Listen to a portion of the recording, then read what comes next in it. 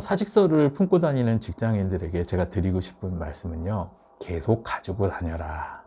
이게 제 처방입니다. 사직서 품고 사세요. 예. 왜냐하면 배수진이라는 것만큼 사람을 절박하게 만들고 스트레스를 주는 게 없거든요. 사직서라도 이렇게 품고 있고 뭔가 이렇게 나갈 구멍이라도 있다라고 생각하는 게 실은 숨을 쉬게 만들어 줍니다.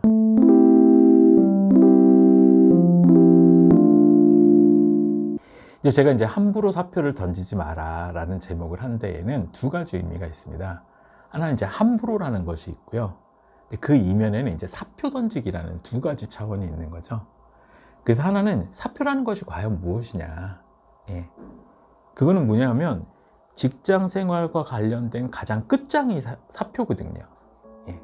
그러니까 결혼 생활에서도 이혼이 끝장이고, 그 다음에 연인 관계에서도 결별이 끝장이듯이 사표라는 것은 이 직장과 결별을 한다라는 의미가 있는 것이거든요. 그래서 결별을 하기 전에는 과연 내가 진짜로 결별을 할 합리적인 이유가 있느냐, 정말 이게 맞느냐, 이런 것들에 대한 분석이 좀 이루어진 다음에 결별을 하는 게 후유증이 적죠. 그래서 내 지금 상황을 되게 명확하게 이해하는 것. 그리고 이런 것들은 다음번에 내가 사표를 던지고 다음 직장에 가든가 아니면 이 직장에서 계속 있던가 간에 어떤 방식으로 되든 간에 지금 현재 상황을 분석하는 것은 항상 도움이 되거든요. 예. 거기에 덧붙여서 함부로라는 표현을 넣은 이유는 뭐냐면, 우리가 보통 사표를 던지는 경우에는 되게 감정적인 판단인 경우들이 되게 많습니다. 부정적인 감정에 사로잡혀가지고 너무 힘들어서 나 도저히 안 되겠어, 사표 낼래. 최근에 출판업계에 계신 분들 얘기를 들어보면 사표, 퇴사, 괜히 열심히 살았다 등등 해가지고 열심히 하지 말라라는, 내지는 사표 던지고 떠나라 이런 종류의 책들이 벌써 1000권이 넘게 나왔다고 하더라고요. 저는 가끔 그런 책들을 이렇게 가만히 내용들을 보면서 좀 너무 무책임한 거 아닌가 이런 생각도 들고요. 너무 이런 감정적인 판단을 부추긴다 이런 생각을 제가 하게 되거든요.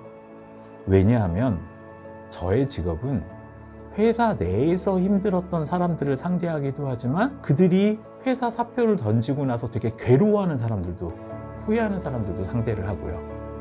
그리고 그 다음 회사 여기 가면 괜찮을 거야 라고 생각하다가 또 적응을 못 해갖고 힘든 사람들도 저는 상대를 하기 때문에, 이런 전체적인 관점에서 되게 객관적이고 냉정하게 분석할 필요가 있다 이런 생각을 많이 하게 되고, 그래서 이 책은요, 사표를 내지 말라라고 하는 책은 아니에요. 사표를 내려면 내죠.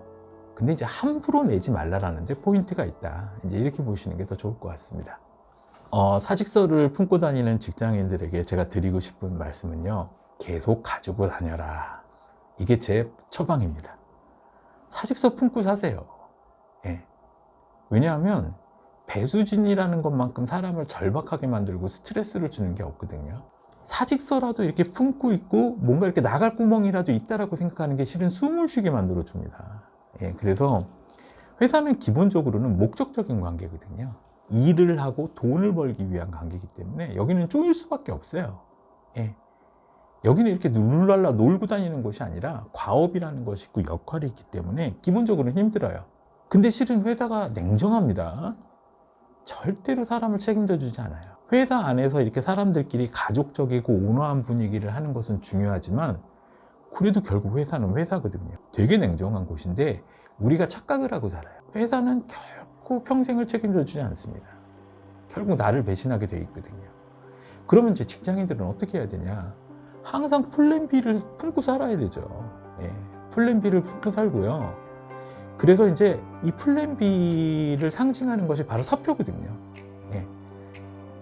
그렇다고 해서 사표를 내라 이런 게 아니라, 이런 여기도 내가 일하는 곳이긴 하지만 여기에서 무조건 너무 힘들어도 견뎌야만 한다 이런 게 아니라, 좀 더 유연하고 행복하고 즐거운 생활을 해라 이런 차원에서 제가 플랜 B를 3가지 차원에서 잡아라 이렇게 얘기를 하거든요. 하나는 이 직장에서 내가 계속 있는다면 어떤 계획을 가지고 어떻게 성공하고 어떻게 행복하게 지낼 것이냐, 하나. 두 번째는 만약에 이 회사를 그만두고 이직을 한다면 나는 어떤 회사에 갈 것이냐. 제 표현으로, 만약 지금 당신이 헤드헌터에게 당신의 이력서를 보낸다면 이라고 표현을 하는데, 지금 당신의 시장 가치는 얼마고 어느 정도의 가치가 있으며 이런 것들에 대해서 항상 건강한 긴장감을 유지할 것. 세 번째는 요즘 창업한다는 사람 많잖아요. 스타트업. 얼마나 힘든지 아세요? 예? 다들 성공한 사람들 사례만 보면서 와 나도 유니콘이 되고, 유니콘 같은 소리를 하지도 마세요. 10만 명 창업을 해도 나올까 말까 하는 게 유니콘인데, 그런 거 말고 좀 더 구체적인 창업과 관련된 계획들, 혹시 나간다면 이런 것들도 한번 꿈꿔봐라, 이렇게 얘기를 해요. 근데 이 세 가지는요 진짜로 하라가 아니라요, 이직을 한다고 생각하고 다른 회사에 대해서 객관적으로 분석을 하다 보면 아 지금 우리 회사가 되게 좋구나, 아 이런 점은 더 안 좋구나, 이런 객관적인 분석에 도움이 되기 때문에 그렇습니다. 창업도 마찬가지예요. 창업을 한다면이라는 그 명제를 한번 생각해봐라 하는 것도 결국에는 직장 생활이라는 게 되게 답답하거든요. 하지만 이제 진짜로 창업을 해서 내가 혼자서 마케팅, 기획, 재무 이런 것들을 총괄한다고 생각하면 어떻게 보면 여기에서 명확하고 구체적인 업무를 하는 것이 되게 만족스러울 수도 있거든요. 실은 창업을 하고 싶다 그러면 그런 것들을 해야 되기 때문에 이 회사 안에서도 여러 부서를 다니면서 내가 좀 경험을 쌓는다던가 이런 식으로 되게 구체적이고 현실적인 지원이나 도움 같은 걸 받을 수 있기 때문에, 그래서 이렇게 다양한 플랜 B들을 준비하는 것이 현재의 직장 생활에서의 만족과 그 다음에 이제 자기 개발을 되게 촉진할 수 있는 방법이다. 이런 차원에서 제가 이제 항상 사표를 품고 사십시오. 플랜 B를 항상 생각하십시오. 이렇게 말씀드리는 거죠. 정리해서 말씀드리면 사직서를 품고 다니세요. 낼 때는 냉정하게 내시고요.